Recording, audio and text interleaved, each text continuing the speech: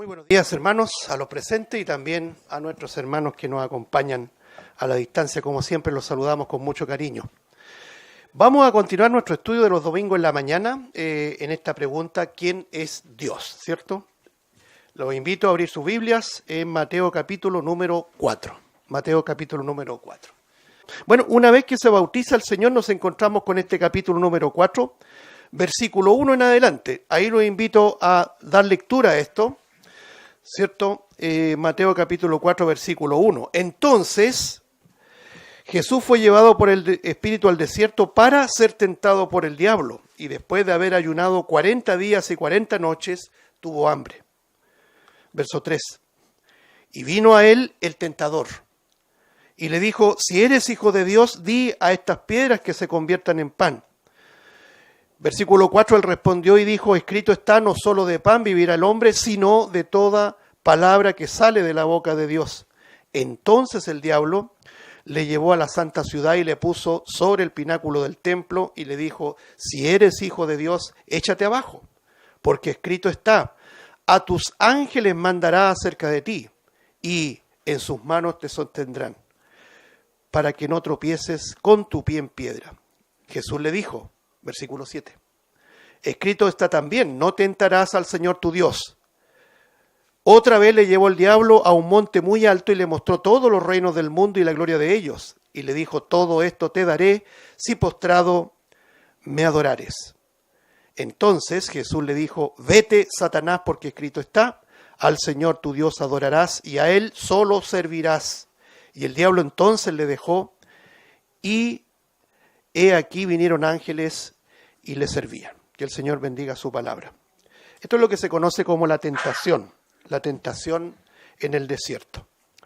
La semana pasada, dentro de lo que pudimos introducir en este tema tan importante, es que el Señor debía, presta atención en ese verbo, cómo está conjugado o cómo debemos conjugarlo, debía ser tentado. ¿Ya? ¿Y por qué? Porque Él se transforma, nuestro Señor Jesucristo, en el postrer Adán. No sé si usted se acuerda que lo vimos. El primer Adán, el Adán que todos conocemos, Génesis capítulo 3, bueno, capítulo 2, capítulo 3 podríamos decir, ese Adán fracasó, absolutamente fracasó. El Señor le dio una instrucción muy clara: él tenía que reinar sobre la tierra, sojuzgarla, y el hombre hizo todo lo contrario, fracasó en esa demanda que el Señor le dio. En ese tiempo, acuérdense ustedes que Dios se paseaba en el huerto, había una comunión tal que se paseaba entre ellos, pero todo eso fue arruinado. ¿Por qué razón, hermano? A ver si me siguen. Por el pecado. El pecado lo arruina todo. El pecado establece una separación, que es la idea de la palabra muerte, ¿cierto? Y se produce la separación y Dios pierde esa comunión estrecha con el ser humano, pero había un plan de salvación que todos lo conocemos, y este Adán no hizo nada, ¿cierto? Todo lo contrario, porque el pecado, y cuando digo Adán, te digo también su esposa Eva, se apartaron de la presencia de Dios, se pretendieron ocultar, así lo dice Génesis 3, de la presencia del Señor en el follaje del bosque, pero ustedes saben que Dios es omnisciente y omnipresente, es decir, lo sabe todo y también está presente en todas partes. Nosotros nos podemos ocultar de las personas, pero del Señor jamás. Por lo tanto, el Señor sabía que ellos habían fracasado y que este Adán no iba a cumplir, ¿cierto?, el propósito soberano de Dios. Eso está en el ámbito de la permisividad de Dios. Dios permite muchas cosas, Dios permite el descenso y Él sigue adelante con sus planes. No quiere decir que Dios fracasó en el Edén, por si acaso. Entonces, era necesario que viniera un segundo Adán. Y lo estuvimos leyendo, Romanos capítulo 5, ¿se acuerda? 1 Corintios capítulo 15 lo dice literalmente. Nuestro Señor Jesucristo se transforma en el postrer Adán, en el segundo Adán, con una tremenda diferencia al primero. Él vence, Él logra cumplir el propósito de Dios. Y así como el primer Adán fue tentado, y dicho muy de paso, como paréntesis, usted podría argumentar, bueno, ¿quién fue tentado? Fue la mujer, ¿se acuerda? Génesis 3. Pero entendemos que el hombre pecó igual que la mujer. Y además, lo más grave de esa escena es que debería haber sido el hombre que inició todo ese problema de Génesis 3. Es decir, ¿dónde estaba el hombre? Y a mí me cuesta, ¿cierto?, saltarme esa tentación, voy a decirlo así, de hablar de esto. Si es cosa de ver cómo está conformada la sociedad humana, pues hermano. Por ejemplo, cuando usted ha estado en reuniones vecinales, cuando se reúnen los vecinos, ¿quiénes son? ¿Quiénes son los voceros? ¿Quiénes la llevan? ¿Quiénes son los que quieren participar y sacar algo en adelante? No son los hombres. ¿Quiénes son? Las mujeres. Un consejo de curso, reunión de apoderados, es la misma cosa. Es decir, vemos el sello de la caída del hombre en todos los ámbitos, aún los más seculares, vemos el sello de la caída del hombre. El hombre no asume su responsabilidad, no asume su liderazgo. Entonces salen cosas que son fuertes y que nos golpean, especialmente a los varones. Esa actitud, lo voy a decir en buen chileno, polleruda. Lo voy a decir en más chileno, pollerúa. Suena mejor, de los chilenos. Siempre ocultándonos en las faldas de la mujer. Es decir, la mujer es la que me lidera, la mujer es la que decide. Mire, voy a la iglesia si es que me dan permiso. Eso ocurre, y no solamente aquí, ocurre en todas las iglesias. Por lo tanto, el sello del pecado existe ahora mismo en cada ser humano. Que el Señor nos ayude, hermano, he dicho muy de paso para cerrar ese paréntesis que no lo quiero alargar, pero nos ayude a entender el verdadero liderazgo. El liderazgo en un hogar debe ser primeramente el varón, ¿sí? Que el Señor nos ayude primero a reconocer, porque si no reconocemos eso, y como decía nuestro hermano, cerramos nuestro corazón y endurecemos nuestro corazón, no vamos a progresar. Porque Dios da más gracia, y lo dijo también nuestro hermano, da más gracia al humilde, al que primero reconoce. Usted va al médico, ¿cuándo? Cuando reconoce que está enfermo. No, si no estoy enfermo, no, si yo voy a salir de esto hasta que ya está muriendo, ¿no es cierto?, moribundo, y recién va al médico. Estoy poniendo un ejemplo, una ilustración. Bueno, entonces el segundo Adán cumple el propósito de Dios y lo cumple a cabalidad, invicto, ¿se entiende? Por lo tanto, ¿qué es lo que vemos aquí en Mateo capítulo número 4? Dice el versículo 1, entonces, ese entonces también puede ser traducido como luego de. La pregunta es ¿luego de qué? A ver si me siguen el argumento. Muy bien, luego del bautismo, luego de que Él se identifica con la humanidad. Dice, entonces Jesús fue llevado por el Espíritu al desierto para ser tentado por el diablo. Aquí tenemos que comentar algunas cosas. Entonces fue llevado por el Espíritu al desierto. A ver, lo primero que quiero comentar, fíjese usted que aquí comienza el ministerio de Cristo. El primer paso no era pasar a un estado de jolgorio, de alegría, de avivamiento, de plenitud, ¿cierto? Como nosotros quisiéramos, como nosotros optaríamos. Es decir, para nosotros muchas veces ser cristiano es sinónimo de que el Señor nos tiene que bendecir y mantener siempre con una plenitud de felicidad. ¿Quién dijo eso? ¿Sabe quién lo dijo? La religión. Ese pasaje que citaba nuestro hermano de Lucas 9 es tremendo, ¿eh? Si quieres ser mi discípulo, ¿ya? Ser discípulo de Cristo no es sinónimo de prosperidad. Muchas veces, hermano, la prosperidad, que también lo mantenían los fariseos creían que Dios estaba con ellos por la prosperidad precisamente. Algunos piensan que estar en Cristo es sinónimo de alegría, de plenitud en todas las áreas. Nosotros decimos una triada, ¿cierto? Salud, dinero y amor. Hay una canción incluso que la canta, es una canción antigua. Salud, dinero y amor. Y cuando esas cosas son quebrantadas, están ausentes, los creyentes, no digo los no creyentes, los creyentes se cuestionan. Y empiezan a decir, bueno, yo soy cristiano, ¿y por qué? En salud, más o menos nomás. En dinero, al 3 y al 4 decimos en Chile. Y en amor, ay, ¿para qué decir? ¿Ya? Y soy cristiano, dice, o soy cristiana. Miren, hermano, el Señor nunca nos prometió ese tipo de cosas. Si quieres ser mi discípulo, el Señor dice, y lo leíamos y lo escuchábamos y lo meditábamos, primero, niégate a ti mismo. Creo que es un área, hermano, que nos va a faltar vida para aprenderla, para experimentarla. Pero eso no resta de que sea nuestra perspectiva de vida, hermanos. Negarnos, la autonegación. Si hay un ejemplo de autonegación por los demás, ¿quién es? Nuestro Señor Jesucristo, que siendo en forma de Dios, dice la Escritura, Filipenses 2, siendo igual a Dios, no estimó como cosa a qué aferrarse, sino que se despojó a sí mismo, eso significa se vació a sí mismo, y esa expresión a sí mismo significa voluntariamente, nadie lo obligó, Él quiso morir por nosotros, y lo hizo, ¿cierto?, en una acción de autonegación, es decir, Él se negó a sí mismo. Entonces muchas veces nosotros decimos, yo quiero servir al Señor, quiero seguir sus pisadas, quiero obedecer a Cristo, no quiero obedecer a los hombres, quiero obedecer a Cristo. Bueno, lo primero es autonegarse, niégate a ti mismo. Eso es lo primero. Segundo, toma tu cruz. ¿Qué es lo que significa la cruz? No hay sinónimo más preciso de cruz sino la muerte.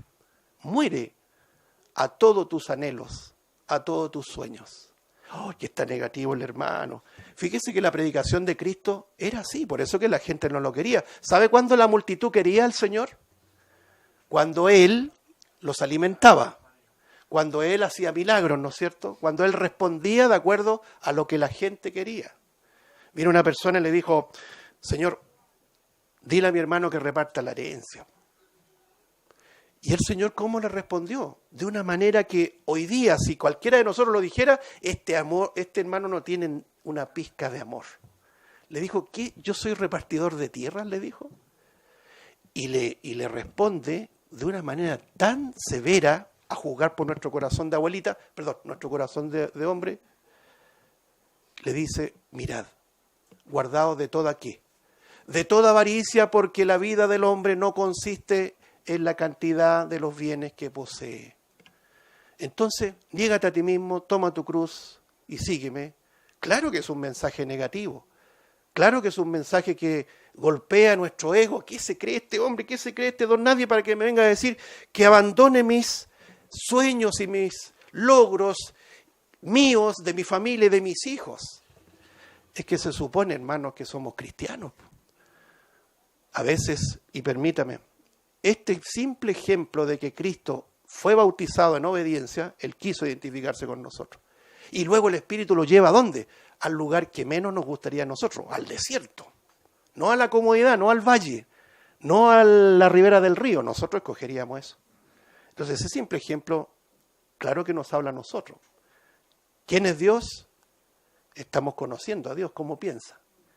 Y también paralelamente cómo pensamos y cómo somos nosotros. Por lo tanto, esta enseñanza, mis hermanos, de obediencia al Señor, claro que debe transformarse en unas pisadas a las cuales debemos nosotros seguir. Y no me malinterprete, porque muchas veces nosotros somos extremistas. Nos vamos de un lugar al otro extremo sin ningún tipo de matiz. ¿Por qué digo esto? Porque alguien puede decir, bueno, entonces vivamos debajo del puente, ¿ya? Vivamos en la indigencia más absoluta. Eso sería un pensamiento extremista. Tú puedes tener tus bienes, tú puedes tener un buen trabajo, un buen pasar, un buen vehículo, pero eso no puede arrebatarte tu corazón. Ese es el punto. Eso que el Señor te da no debe ser el objeto de tu vida y el gozo. Yo me acuerdo de un hermano creyente, no es de aquí para que nadie diga, hoy ¿quién será? Pero una vez estábamos sirviéndonos algo con ese hermano hace años atrás y veía su auto, un auto 0 kilómetros, pero impecable, así, deportivo. Y me decía, mira Pablo, qué lindo mi auto.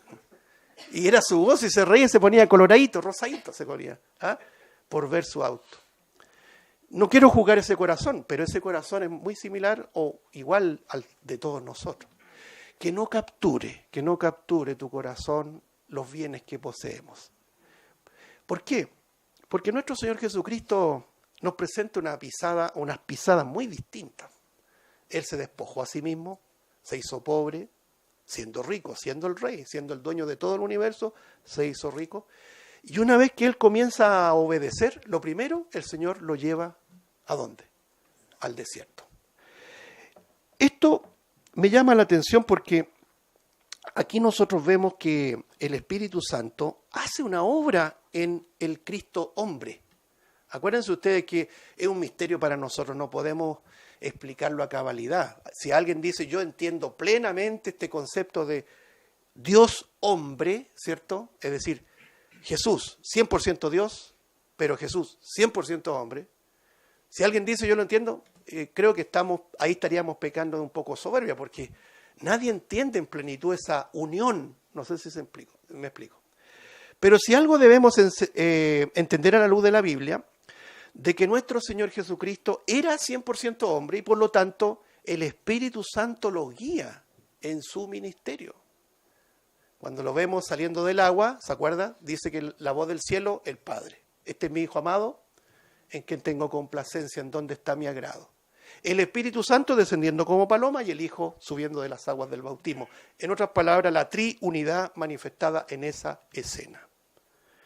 Pero fue el Espíritu que lo lleva al desierto. Note usted que dice el versículo 1, entonces fue llevado por el Espíritu al desierto. Es decir, el Espíritu lo impulsa. De hecho, si usted lo compara en Marcos 1:12, ahí usted lo puede buscar, lo traduce de la siguiente manera, Marcos 1:12, y luego el Espíritu le impulsó, lo llevó. ¿Se fija? ¿Qué es lo que estamos descubriendo? Que el Espíritu Santo, posterior al bautismo, lo lleva, lo impulsa a la siguiente parte o a la siguiente etapa de su ministerio. Primero, identificarse con la humanidad, bautismo. Segundo, ser tentado como el postrer Adán. ¿Y qué es lo que descubrimos en eso, hermano? Descubrimos algo que también estuvimos estudiando en este Pregunta ¿quién es Dios? Que el Espíritu Santo es soberano. ¿Sabía usted? ¿Y por qué es soberano? ¿No es Dios soberano? Claro, la respuesta es porque el Espíritu Santo es Dios. Pero miren lo que dice, por favor, y aquí los voy a invitar a mover un poco las Biblias. Espero que lo puedan buscar ahí en Juan capítulo número 3, por favor.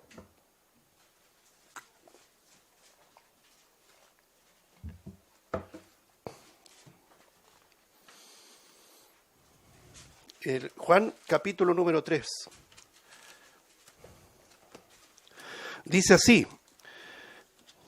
Versículo número 6 en adelante, Juan capítulo 3, verso 6.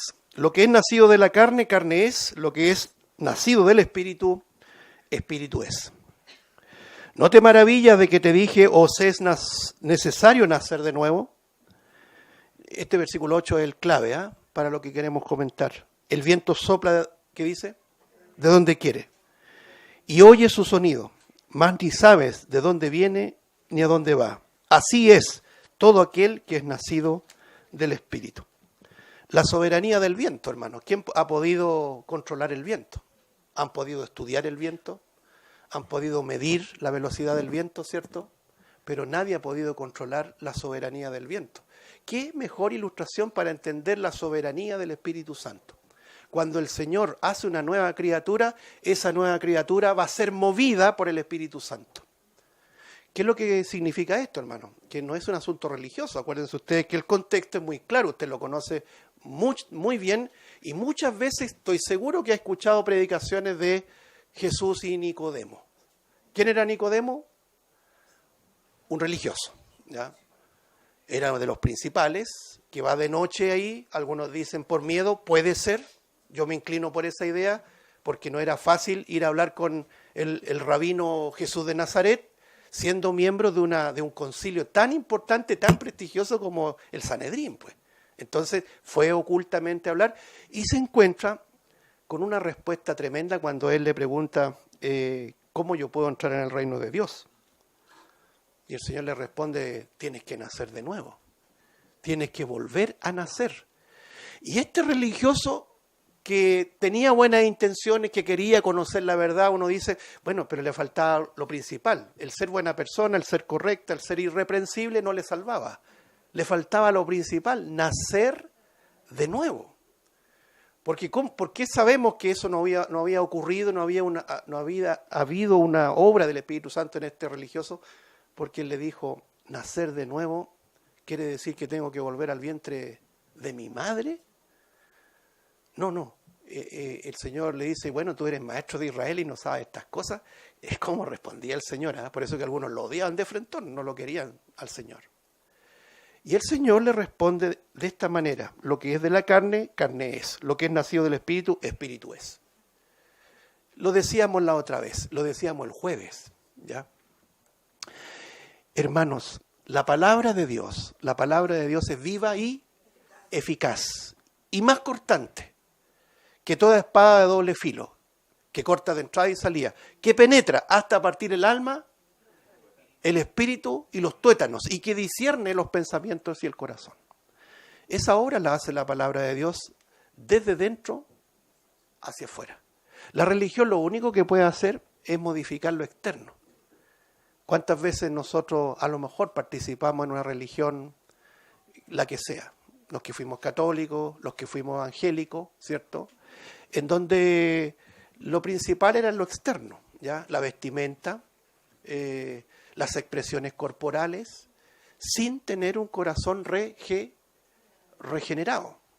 Entonces creo que ese es el peor o la peor fórmula que nosotros podemos dictar de este lugar para que usted ahora mismo sea cristiano. ¿Qué tiene que hacer para ser cristiano? Bueno, cambie su manera de vestir, cambie su manera de hablar, deje de hacer esto, haga esto otro. Eso es externo. Todo eso, hermano, todo eso que está correcto, muchas de esas cosas, las hace solamente el Espíritu Santo desde dentro hacia afuera. Usted puede tener relación con una persona, ¿no es cierto?, religiosa, buena persona, en una iglesia, digo relaciones humanas, no vaya a pensar otra cosa. Pero si esa persona no ha nacido de nuevo, es imposible que usted tenga un diálogo. El diálogo solamente se establece cuando hay dos palabras a la par, en comunión. ¿Por qué?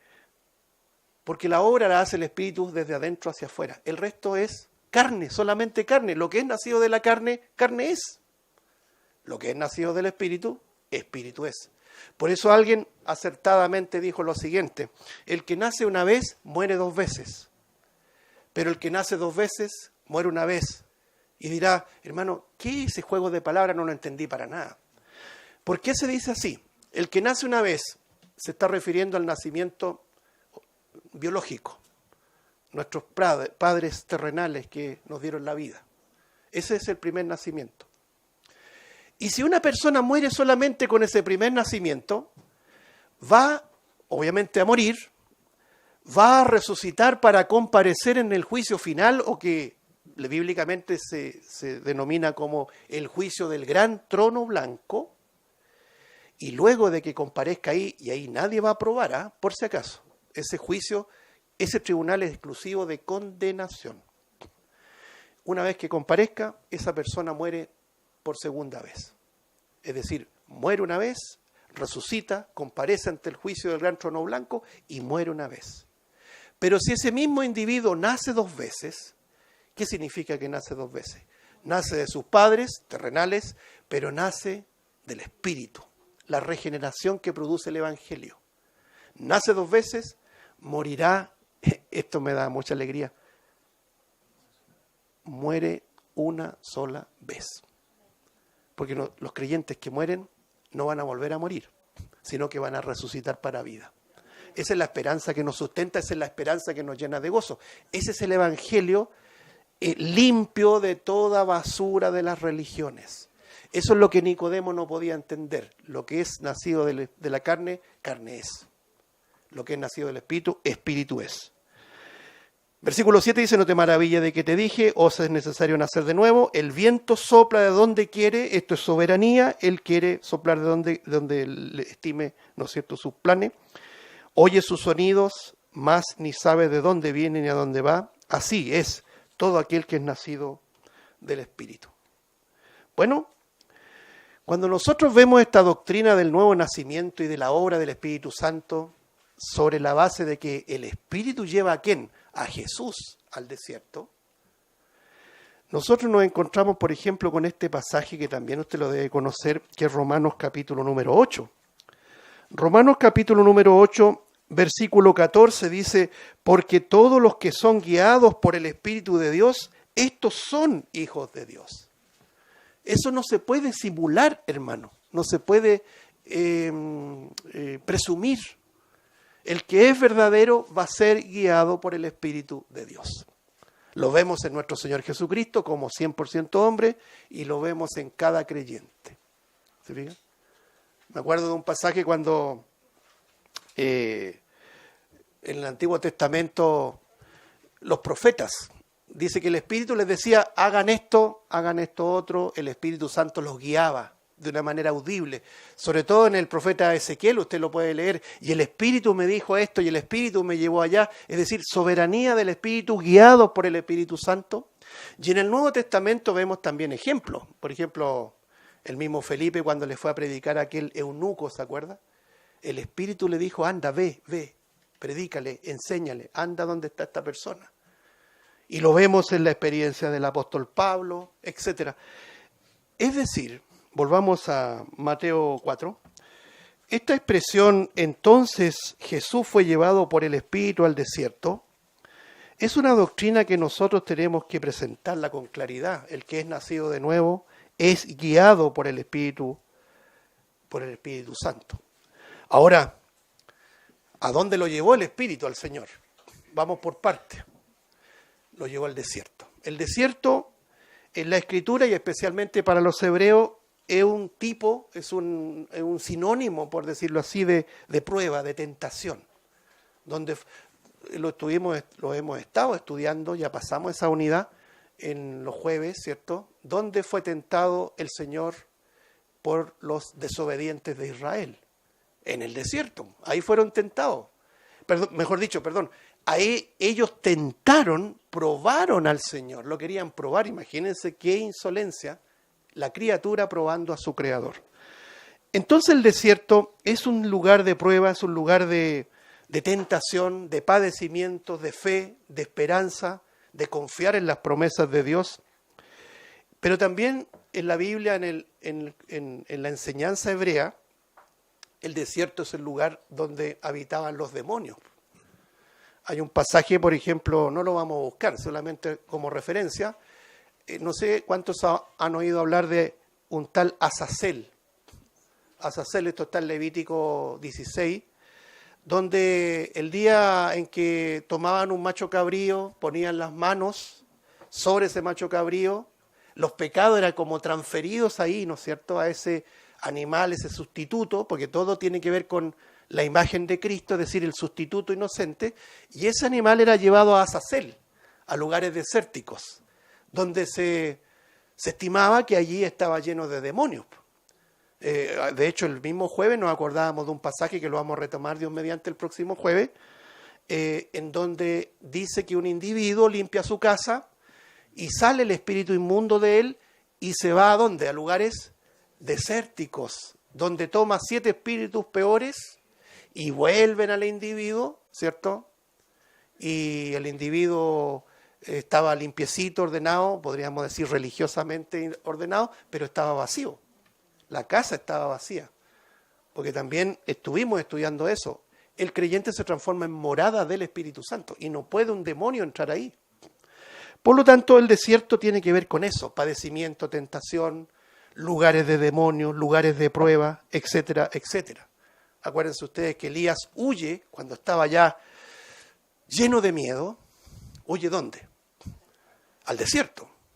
Jezabel lo había amenazado y huye al desierto. Y entra en una depresión, entra en una oscura dimensión de sus propios temores, de sus propias ansiedades. Uno a veces se representa muy bien en Elías, pero el Señor en medio del desierto lo prueba y camina 40 días y 40 noches, que es una expresión que la vemos en varios lugares, ¿cierto? Como lo vamos a ver acá.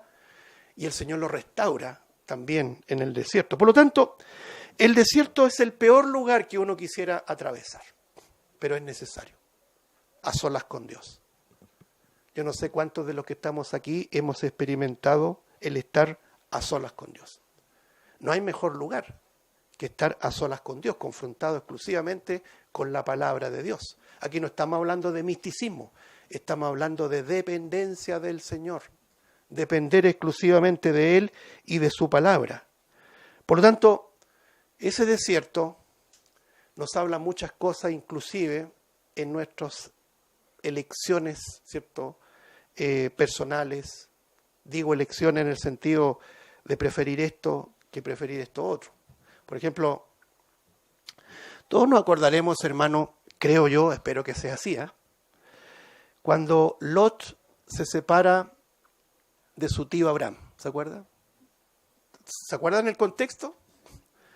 Primero, yo me iba a hacer una pregunta. ¿Era la voluntad de Dios que Lot fuera con su tío? No, ¿cierto? La voluntad directa, la voluntad perfecta de Dios era esta. ¿Qué dice? Deja tu tierra, deja tu parentela y ve a la tierra que yo te daré. Que dicho muy de paso, es el gran conflicto que tenemos los creyentes especialmente, que no cortamos ¿qué cosa? No cortamos el cordón umbilical. Esto lo aprendí esta lección, pero muchos años atrás. Cortar el cordón no significa no amar a tus padres, no amar a tu madre, a tu padre, etc. Es cortar la relación porque tú eres otra familia, eres otro individuo. Cuando nosotros aprendemos eso, vaya que nos sacamos un peso y una culpa de encima, cortar el cordón. Hay muchos ejemplos que citar, hermanos, pero también dramáticos, de personas que no cortan ese cordón, y a veces el mismo matrimonio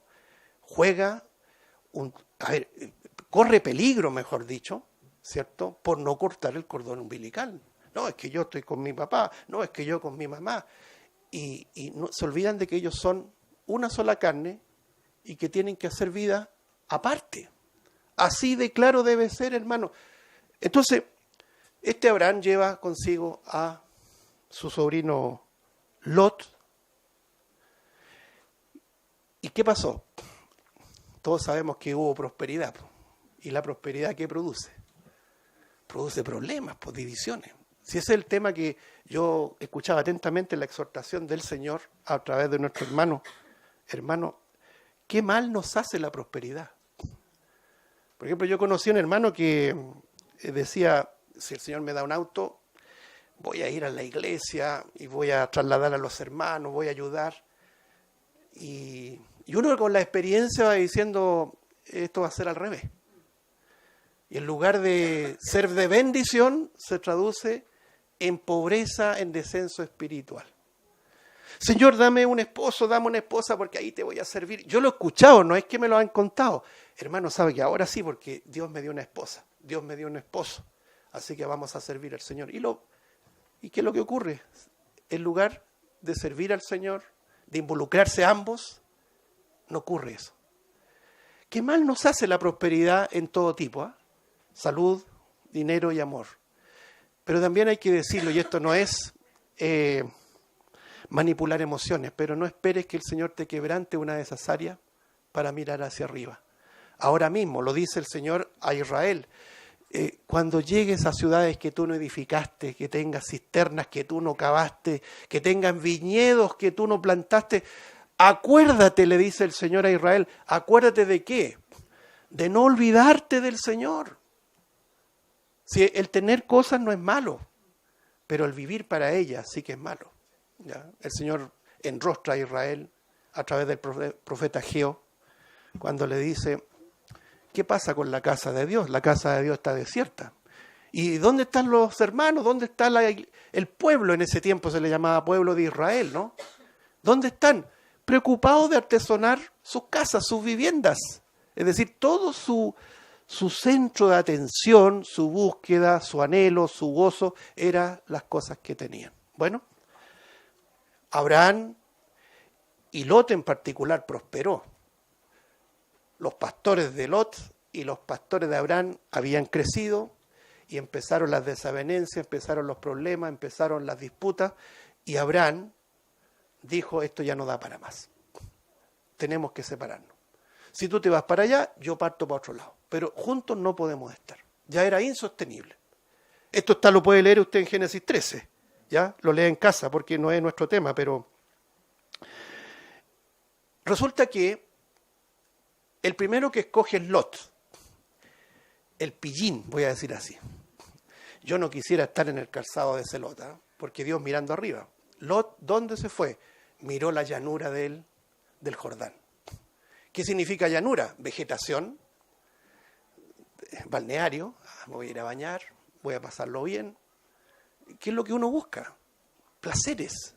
No olvidamos que somos cristianos. No olvidamos de que el Señor lo primero quiere un estar, voy a decirlo así, a solas con Dios, vivir el desierto, vivir la dependencia. Esa lección no la puedes eludir, tienes que pasarla en algún momento. Y resulta que Lot escoge el valle, escoge la comodidad, sin darse cuenta que se estaba acercando ¿a dónde?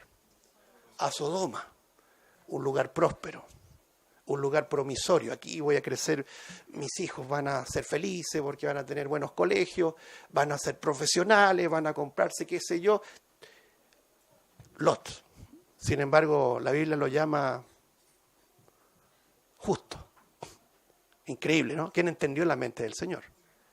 Sin embargo, y termino, se me fue el tiempo, Abraham, hermanos, ¿qué escogió? El desierto. ¿Qué vas a escoger tú, hermano? Servir al Señor, mis hermanos, es obediencia. Que no la haces tú, la hace el Espíritu Santo. Si eres hijo de Dios, el Espíritu te va a guiar. ¿Y a dónde te va a guiar? No a los placeres. No a apartarse del desierto, no a apartarse de la prueba, no a apartarse de la corrección, de la disciplina, del trato, de la dependencia de Dios. ¿A dónde vas a ir, hermano? Hermana. Eso es lo que tenemos que ir reflexionando de acuerdo a esta gran lección de la tentación de nuestro Señor Jesucristo. Padre Celestial, te damos gracias por